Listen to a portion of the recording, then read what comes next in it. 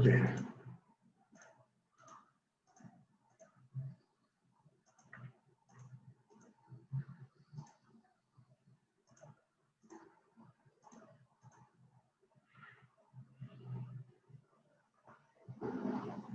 Profe, ¿le puedo hacer una pregunta? Sí, por supuesto.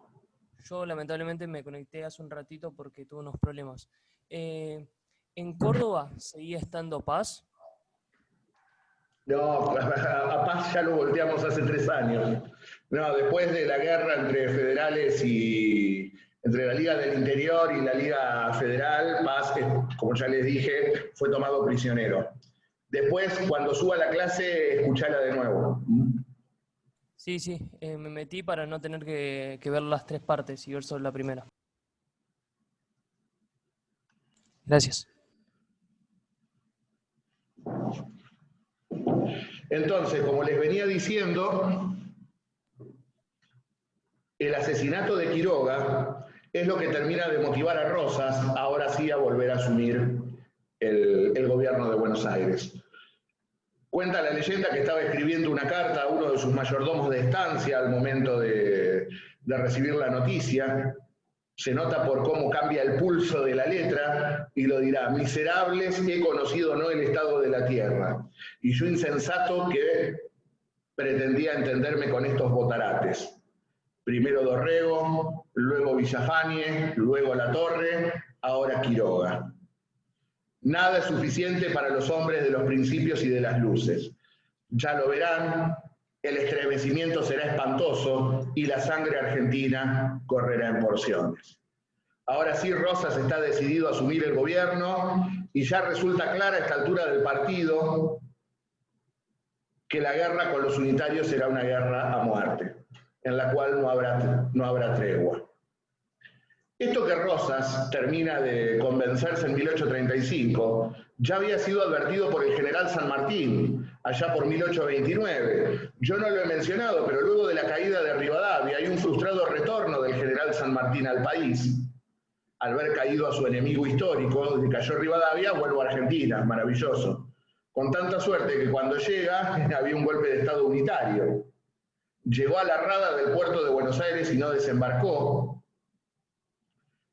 Le ofrecieron los unitarios que fuera gobernador, San Martín no quiso saber nada, y San Martín ya en 1829 lo diría con todas las letras: al grado que han llegado las pasiones, uno de los dos bandos en los cuales se ha dividido la revolución desde el principio deberá imponerse sobre el otro.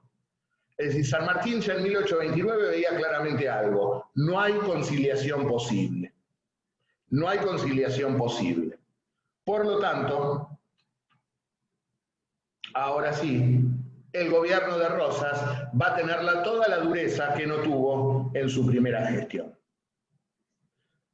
Vuelvo a reiterar entonces, el hecho político que motiva la elección de Rosas como gobernador es el asesinato de Quiroga. Y atrás del asesinato de Quiroga se encontró precisamente el gobierno de Santa Fe. Recuerden ustedes que yo les manifesté, perdón, el gobierno de Córdoba. El gobierno de Córdoba gobernaban los hermanos Reinafé, comerciantes ingleses que vinieron en las invasiones y se quedaron luego viviendo aquí. Su apellido en realidad era Quinfay, luego lo cambiaron por Reinafé, lo castellanizaron a Reinafé. Eran aliados políticos de Estanislao López, el gobernador de Santa Fe. Y si ustedes recuerdan, ya en la previa de la Ciudadela, yo les dije, López y Quiroga estaban enemistados, no se simpatizaban. Recuerden, lo hizo atacar en una desventaja de 3-1. También hubo un asuntito por el caballo de Quiroga. Me parece que Quiroga hablaba con el caballo antes de las batallas. Le consultaba el caballo, las batallas, el caballo moro. Y luego de Oncativo se le perdió, no sé cómo llegó a López, y el otro le pide: devolverme el caballo, devolverme el caballo, devolverme el caballo. Nunca se lo devolvió. Rosa le terminó diciendo a López: devolverle el caballo, no van a hacer una cuestión de Estado por un caballo. Parece que no se lo devolvieron, pero lo cierto es que López y Quiroga estaban enemistados. Y esto se termina de acendrar en esta campaña al desierto de 1832-33, que no fue una campaña punitiva, sino que en realidad fue una campaña para terminar con el contrabando de ganado rumbo a Chile. Por eso participó Chile también en la campaña, y no fue una campaña de exterminio al indio, sino que lo que implicó fue delimitar una zona y hubo acuerdos con los pueblos originarios, llegándose inclusive a una campaña de vacunación contra la viruela, porque Rosas precisamente cuando avanzó llegó hasta la isla de Choel Choel, organizó una campaña de vacunación para los pueblos originarios. Con lo cual, entonces, verán, no fue una campaña de exterminio. ¿Pero por qué la menciono? Porque uno de los que estaba en la joda de contrabando de ganado era uno de los Reinafé. Es descubierto por Quiroga y Quiroga lo metió preso.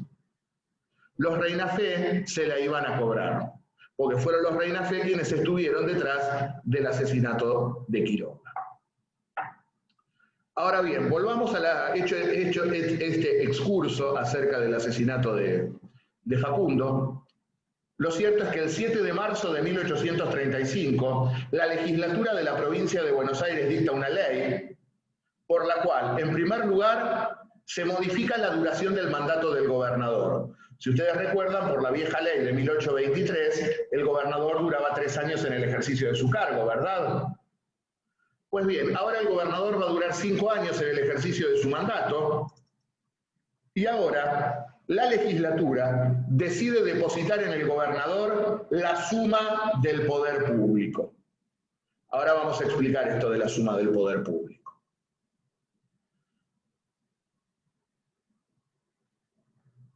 La legislatura amplía el mandato del gobernador a 5 años y le confiere la suma del poder público.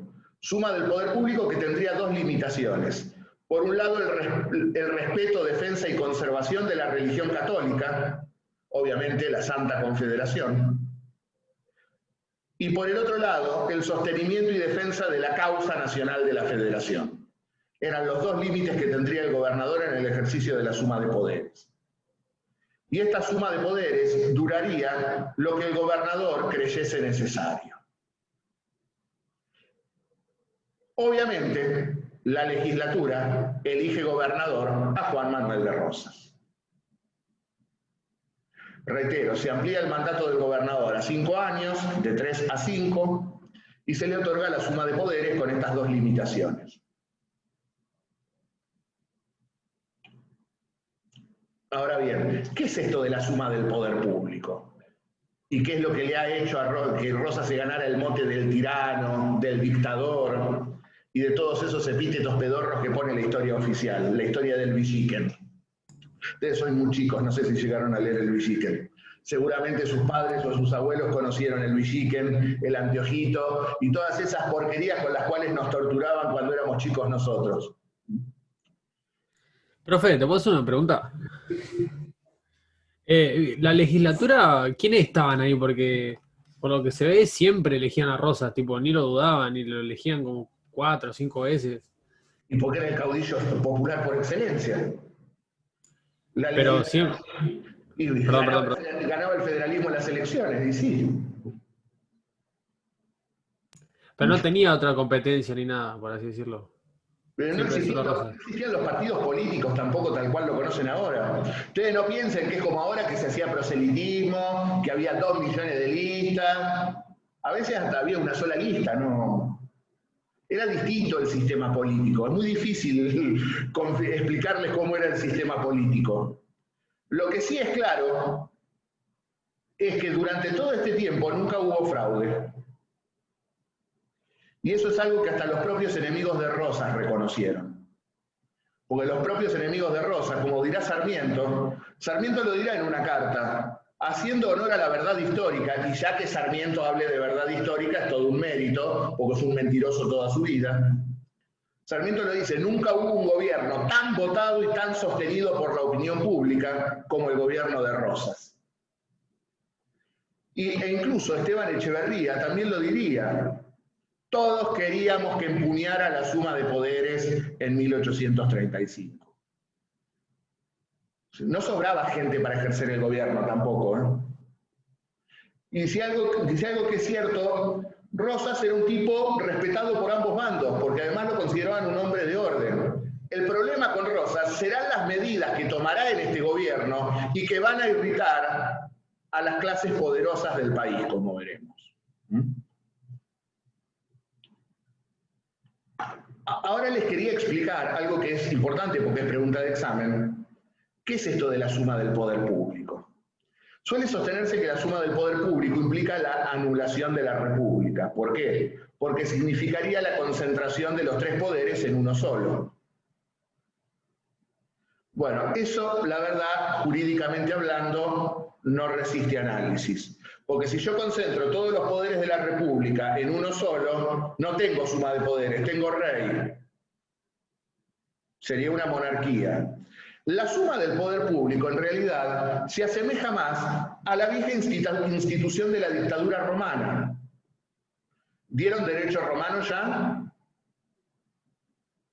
Los que dieron derecho romano habrán visto lo que son las instituciones extraordinarias.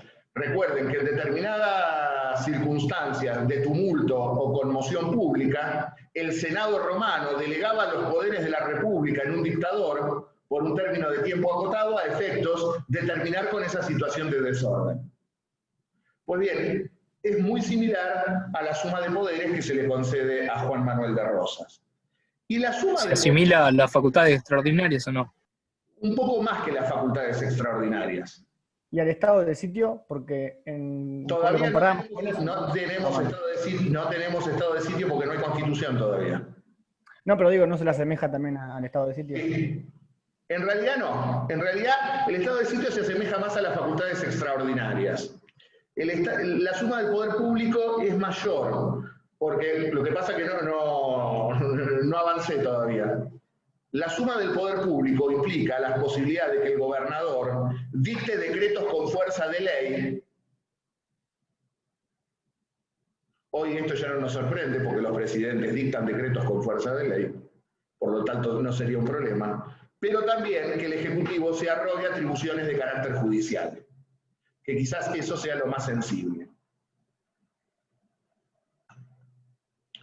Ahora, como ya les digo, esto no significó la anulación de la República, porque en primer lugar, la legislatura siguió funcionando y reeligiéndose anualmente, como lo establecía la ley de 1822, y los tribunales de justicia siguieron administrando justicia. Simplemente significó que ante determinadas circunstancias el gobernador pudiera dictar decretos ley o decretos con fuerza de ley o arrogarse alguna facultad judicial.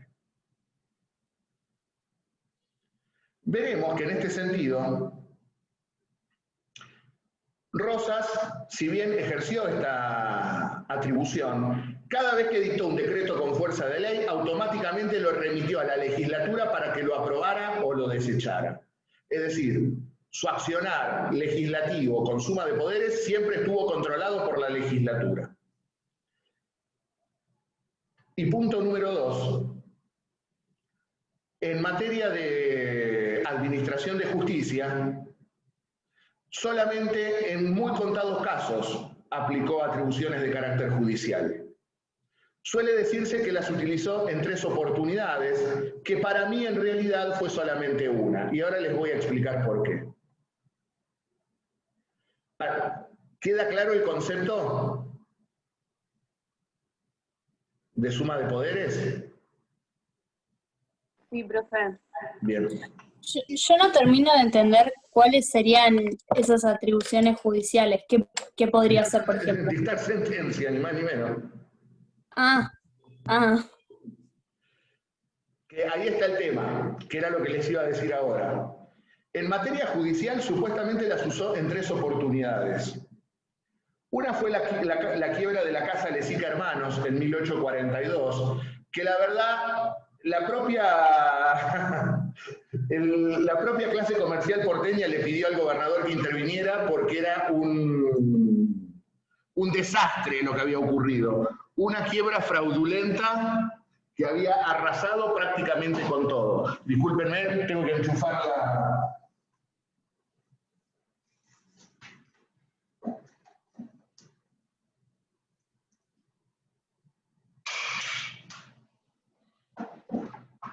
Como les decía, en 1842,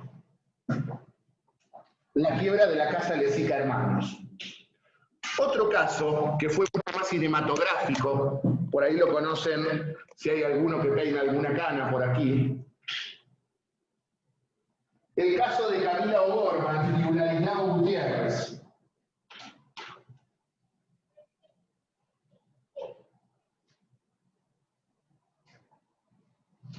¿Alguien vio la película Camila? Sí, profe, yo la vi. Bueno. En ese caso, precisamente, les cuento para los que no conocen la historia, Camila, una niña de sociedad porteña, hija de un federal hecho y derecho, don Enrique O'Gorman, se enamora de un cura tucumano, Ladislao Gutiérrez, y obviamente, como saben ustedes, los curas tienen el deber de abstinencia, tienen el celibato. Bueno, Ladislao Gutiérrez no cumplió con el celibato y se enamoró de Camila. Y los dos tortolitos enamorados decidieron huir de la ciudad para reafirmar su amor. La verdad, todo bien, está perfecto. La verdad, sigo considerando un absurdo que un cura no pueda casarse, todavía no lo entiendo por qué. Después te dan lecciones de familia y díganme un cura que haya formado una familia. Un absurdo sin sentido como la mayoría de los cánones de la iglesia. Pero lo cierto, el problema no fue que se rajaron, sino que el problema fue que se llevaron cosas que no eran de ellos, de la iglesia. Algunas cositas de valor se llevaron. Con lo cual se configuró lo que en la legislación indiana todavía vigente en ese momento en materia penal, tipificaba como delito de escándalo agravado por robo sacrílego. Es decir, en un delito de carácter penal. El escándalo precisamente consistía en esto, que un funcionario eclesiástico formara pareja con una dama. Agravado, reitero, por robo sacrílego. Robo sacrílego se habían choreado a la iglesia los maestros. Se refugiaron en Corrientes, los encontraron en Corrientes, los detuvieron y se los mandaron a Rosas. Rosas no sabía muy bien qué hacer con estos dos, porque además, como decía Juan Manuel, si los fusilo, soy el tirano sangriento. Si no hago nada, van a decir, miren lo que pasa en las tierras del Calígula del Plata, donde las chicas de sociedad se escapan con los curas. La verdad, Rosas no sabía qué hacer. Consulta con el presidente del Tribunal de Nulidades, antecesor directo de nuestro actual Tribunal de Casación, cuyo presidente era nada más ni nada menos que don Dalmacio Vélez Arfiel, el futuro codificador argentino, y Vélez le dice, mire Juan Manuel, de acuerdo a las leyes vigentes, es un delito que corresponde ser juzgado por la máxima autoridad estatal, es decir, usted. Tiene que juzgar usted. Como consecuencia de ello, Rosas termina ordenando el fusilamiento tanto de Camila como de Ladislao, que no es que lo fusiló porque se les antojó fusilarlo, sino que era la pena que correspondía. Era la ley vigente, nos guste o no nos guste. Se ha humanizado el derecho penal, como podrán observar a lo largo de los tiempos. Con lo cual, para mí, esa sentencia no fue en ejercicio de la suma del poder público, sino que es como consecuencia de disposiciones del ordenamiento vigente, anterior inclusive a Rosas. Y el otro caso, el tercero, fue el juicio a los asesinos de Facundo, a los asesinos de Quiroga. Pero para mí tampoco fue en ejercicio de suma de poderes. ¿Por qué? Porque la suma de poderes de Rosas fue en el ámbito de la provincia de Buenos Aires. Las tuvo como gobernador de la provincia de Buenos Aires, no como autoridad de carácter nacional. Por lo tanto, la suma de poderes se terminaba cuando cruzaba el arroyo del medio. Era una atribución en el gobierno de la provincia, no del país, la suma de poderes. Lo que ocurrió con los asesinos de Quiroga es que en Córdoba se hizo un juicio trucho, donde agarraron a un par de perejiles y los juzgaron. Sin embargo, las provincias no aceptaron este proceso. Se produce la renuncia de los Reinafé y el reemplazo por un gobernador, por Manuel Quebracho López. Y son las provincias las que deciden delegar en el gobierno de la provincia de Buenos Aires, sustanciar el juicio por el asesinato de Facundo. Son las provincias las que le delegan al gobernador de Buenos Aires llevar a cabo la instrucción y la sentencia del juicio a los asesinos de Quiroga. En este sentido, Rosas delegó la instrucción y la sentencia, es decir, la investigación y la sentencia, en la Cámara de Apelaciones de Buenos Aires y se reservó el carácter de juez de alzada, es decir, de juez revisor. Esto es lo que lo lleva a decir al doctor Torres Molina, hasta hace muy poco el titular de esta cátedra, que el juicio a los asesinos de Quiroga fue el primer caso federal de la historia argentina. Porque, no sé si lo saben, pero la competencia de un órgano judicial se determina del siguiente modo. Nosotros tenemos dos conceptos con los cuales ustedes se van a manejar en el ámbito jurídico: jurisdicción y competencia. La jurisdicción es la facultad que tienen todos los jueces de cualquier fuero y de cualquier instancia de decir el derecho. Todos podemos decir el derecho. Ahora, todos no podemos intervenir en todos los casos. Allí es donde surge la competencia. ¿Cómo se delimita la competencia? En razón del territorio, el juez penal de La Plata, el juez penal de San Martín, el juez penal de Quilmes, el juez penal de Mar del Plata. Es decir, competencia en razón del territorio. También la competencia puede ser en razón de la materia, penal, civil, comercial, contencioso administrativa, laboral, en razón de la persona, por el cargo que ostenta la persona, o porque la ley así lo determine. En el caso de Quiroga, si ustedes recuerdan, había sido enviado por Manuel Vicente Massa, gobernador interino de Buenos Aires y a cargo de las atribuciones de la Comisión Representativa, a mediar en un conflicto. Con lo cual, Quiroga tenía un cargo de carácter nacional, por lo cual es lógico que actúe la justicia nacional para juzgar a los asesinos de Quiroga. No estaba organizado el Poder Judicial de la Nación. Por lo tanto, las provincias deciden delegar en el gobernador de Buenos Aires, que a su vez era el encargado de las relaciones exteriores del país, es decir, el gobierno que tenía la representación nacional, llevar a cabo el juicio. Por eso para mí el juicio a los asesinos de Quiroga tampoco es en ejercicio de la suma de poderes. El único que para mí fue en ejercicio de la suma de poderes es el caso de la quiebra de la Casa Lezica Hermanos. Esta es la visión, nuestra visión, no es la verdad absoluta, obviamente. Cada uno puede elegir cuál es la interpretación histórica que más le guste. En efecto, solía decir Friedrich Nietzsche, no existen hechos, existen interpretaciones. No llego a ese extremismo, los hechos existen en sí mismos, pero obviamente no existe una historia objetiva, sino que cada mentor de la ciencia social es imposible que no vuelque su plexo axiológico, su plexo ideológico. Lo que hay que hacer cuando uno cuenta la historia es ser honesto intelectualmente y decir desde dónde uno se para narrar la historia. Pues yo estoy fijando una postura acá. Yo no me estoy haciendo el objetivo, porque no lo soy. Pero digo, para mí esto fue así, por esto y por esto. Hay otras interpretaciones y les pueden gustar otras interpretaciones, obviamente. Pero lo que tenemos la obligación es de ser honestos intelectualmente y decir las cosas y explicar desde dónde las decimos. Y cada uno elige qué es lo que más lo convence, qué es lo que más le gusta. ¿Qué es el problema de la historia oficial? La historia oficial miente deliberadamente algunas cosas.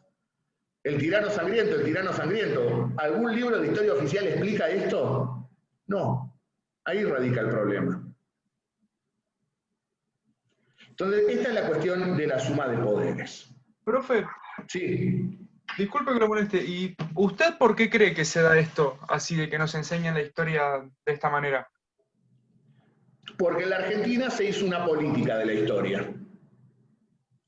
En la Argentina veremos que luego de Caseros se impone un modelo de país y la historia se escribió para justificar a los que impusieron ese modelo de país. En consecuencia, la historia oficial calla a los caudillos populares. Rosas, como ahora tengo que dar los intereses que tocó Rosas, que es el tirano sangriento. Hay una clase la clase comercial porteña, un sector de la burguesía comercial vinculada a la banca británica y los grandes terratenientes de este país, quienes impusieron a sangre y fuego un proyecto político y escribieron la historia para justificarse a ellos mismos en el poder. Porque en efecto, ¿quién es el primer historiador argentino? Mitre. ¿Y Mitre qué va a escribir? Escribe para justificarse a él mismo en su misión histórica.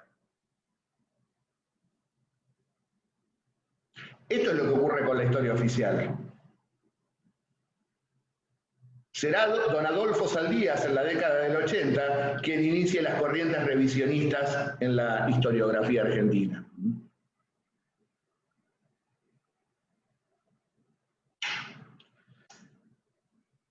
Explicado esto de la suma de poderes, ahora yo les dije, se sancionó la ley, lo eligieron a Rosas, pero el tema, ¿Rosas aceptó? Qué pregunta, ¿no? Porque habíamos visto que ya venía de rechazar un par de veces el gobierno.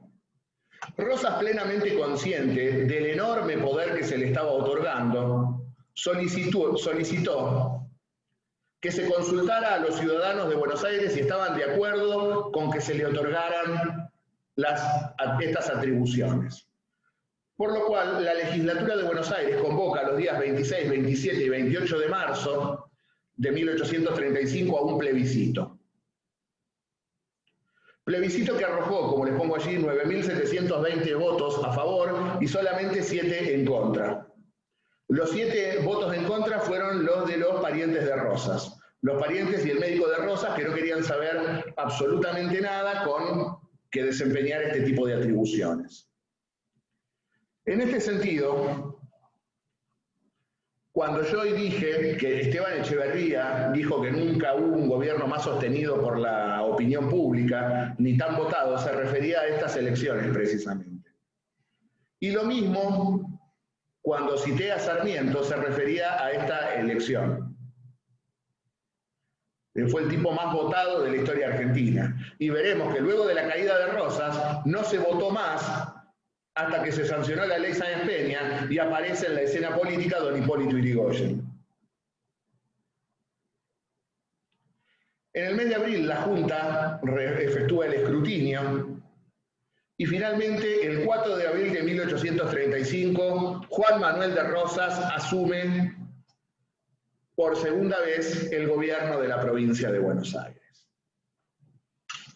Otra cosa que quiero aclarar, porque se suele hablar de el segundo gobierno de Rosas como si fuera un todo ininterrumpido de 35 años. No fueron 2 gobiernos de Rosas nada más, fueron varios gobiernos de Rosas. Por eso yo el PowerPoint lo titulo Los gobiernos de Rosas. ¿Por qué digo esto? Porque había una ley vigente, ¿o no? Acabamos de ver que se extendió el mandato del gobernador por 5 años. Por lo tanto, ya hemos visto que Rosas fue gobernador del 29 al 32, primer gobierno.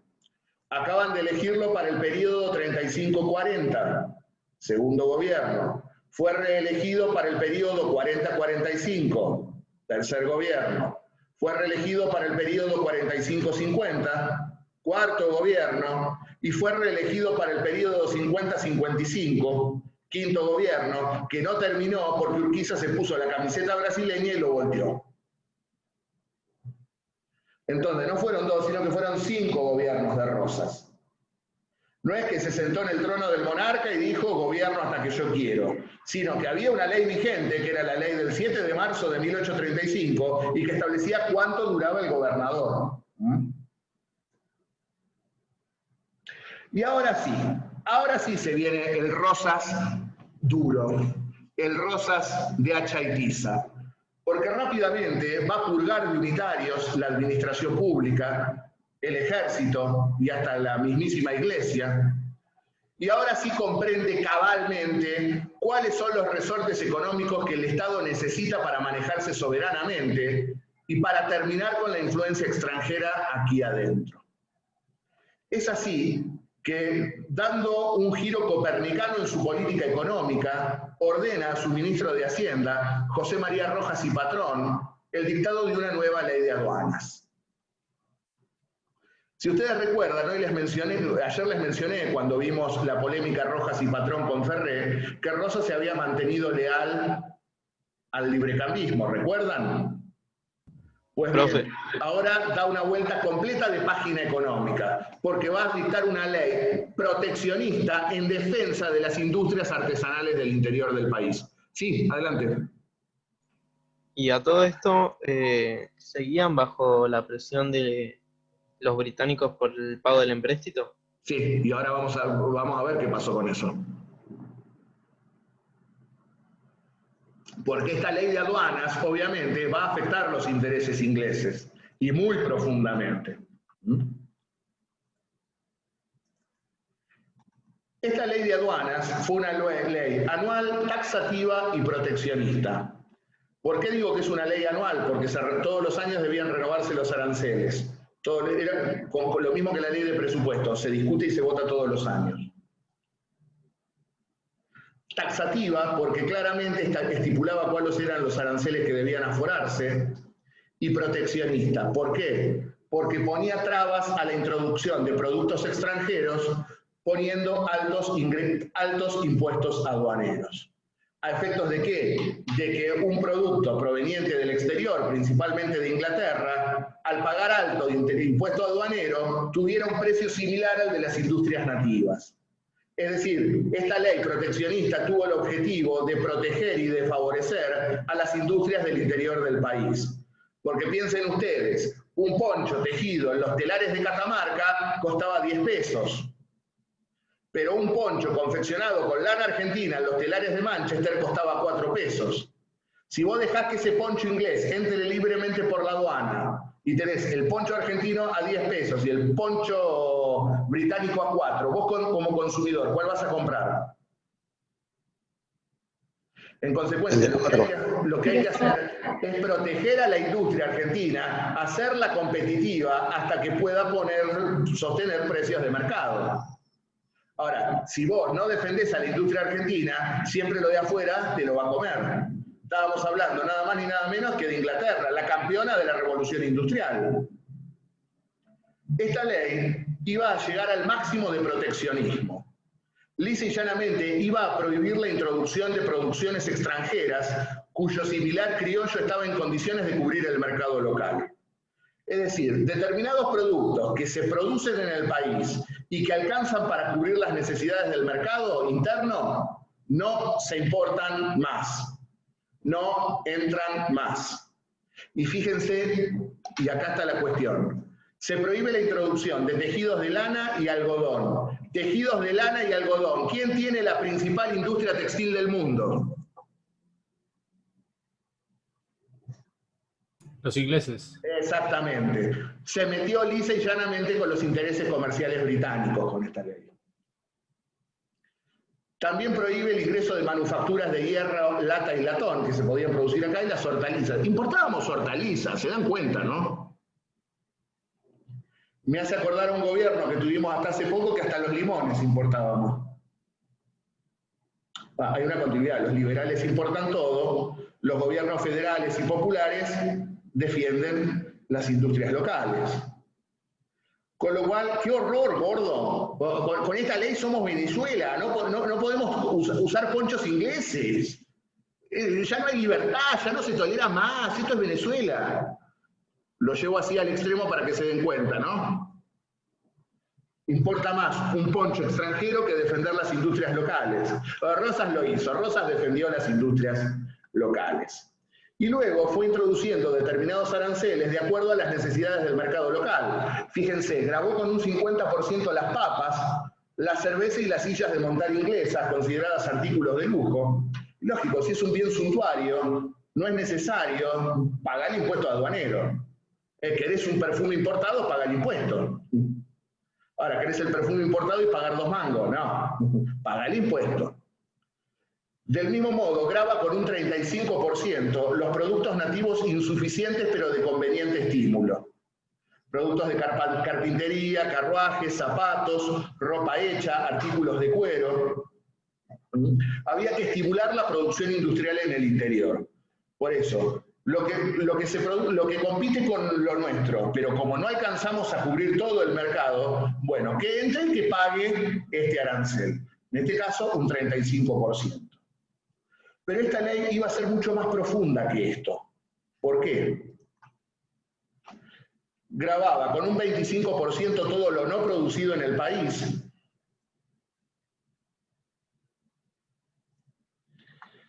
Y a su vez también, a efectos de proteger la industria azucarera tucumana, fíjense, gravaba con un 24% el azúcar, el ingreso de azúcar extranjero.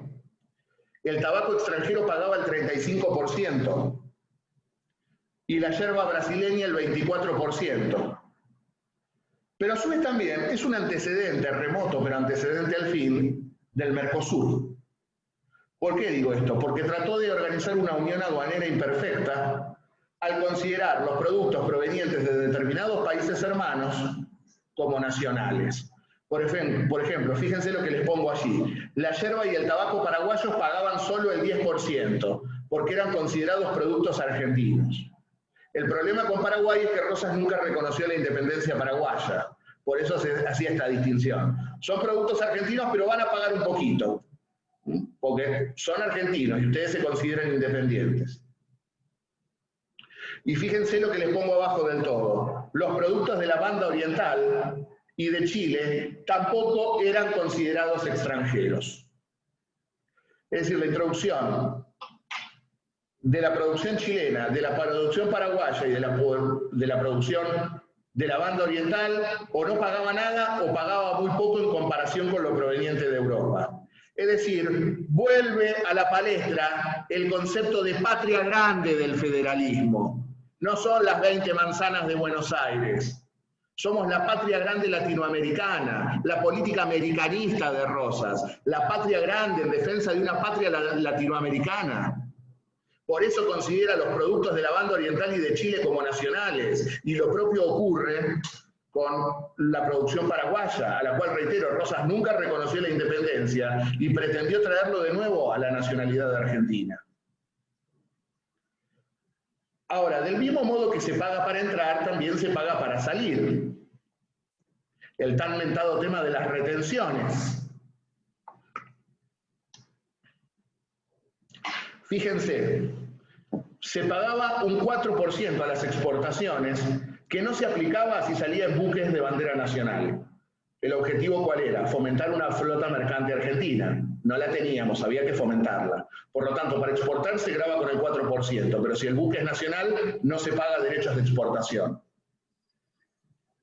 Y lo que lo hizo odiado por la burguesía comercial porteña. Con esto rompe con su clase social. Yo hoy les dije que había sido un claro exponente de la clase hacendada de Buenos Aires, ¿recuerdan? Pues bien, esta ley es lo que lo hace romper con los hacendados de Buenos Aires, porque fíjense, grava con un 25% la exportación de cuero. ¿Quiénes eran los principales exportadores de cuero del país? Los hacendados de Buenos Aires. Es decir, grava a su propia clase con un 25% de impuestos. Obviamente, lo odiaron por esto, lo odiaron, porque si hay algo que la clase mercantil porteña nunca quiso hacer, es pagar un mango. ¿Ahora entienden por qué es el maldito de la historia oficial? ¿Ahora entienden cuáles son los intereses que toca? ¿Y qué fue lo que pretendió defender?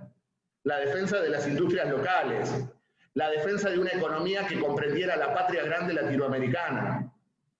Y les enchufó impuestos a su propia clase y sobre todo lanzó una disputa comercial con Gran Bretaña. Esto es lo central de la ley de aduanas, lo más importante de la ley de aduanas. Ahora vamos a seguir, luego en el siguiente bloque, porque ya se me está por cortar esto, con el tema de la política económica financiera que desarrolló Rosas, que está vinculada al banco que había creado Rivadavia y a ¿cómo es esto? Al empréstito Baring. Ahora cuando se corte hacemos 5 minutitos y nos conectamos de nuevo para redondear la política económica de Rosas. No sé, mientras tanto, si tienen una pregunta. Profe, Sí. ¿no entiendo por qué tenían que pagar para exportar? Y porque lógico, todo lo que entra y todo lo que sale del país